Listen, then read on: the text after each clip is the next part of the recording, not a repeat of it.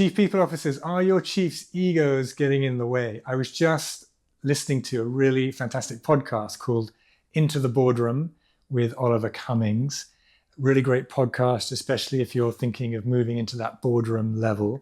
And he was speaking with a really wonderful chief people officer called Laura Hagan, who I've had the opportunity to work with over the years. Really, really fantastic operator as a chief people officer, but now also operating at the board level with several businesses. And she was reflecting on her experience of high ego energy and low ego energy around the boardroom table. And it got me thinking about those two different dynamics. And I don't think of ego as being necessarily a bad thing. In fact, I think of ego as being something that's very necessary.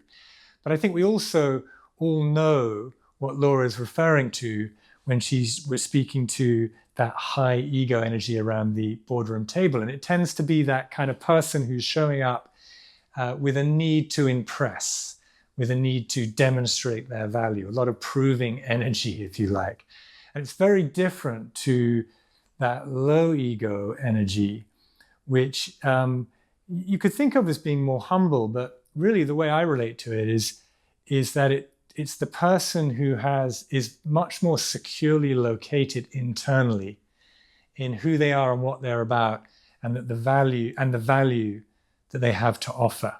And I think when someone is located in that very secure sense of self, they're very willing to be quiet. In fact, they're very willing to sit back, observe, listen.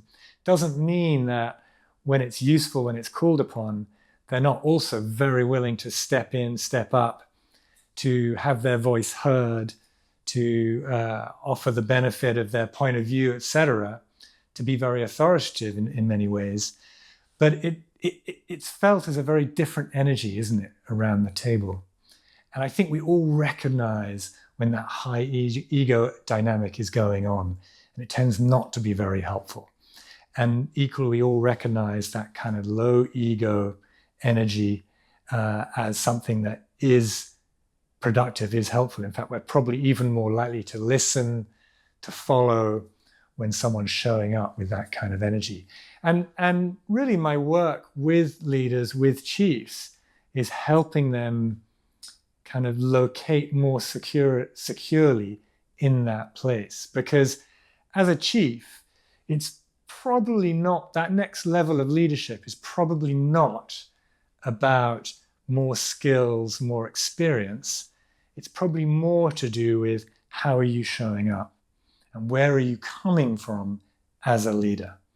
And so I really loved what Laura was saying about high ego, low ego, and the ways in which that kind of low ego energy can be so much more powerful in the boardroom or around in any room, around any table that you're currently serving and leading.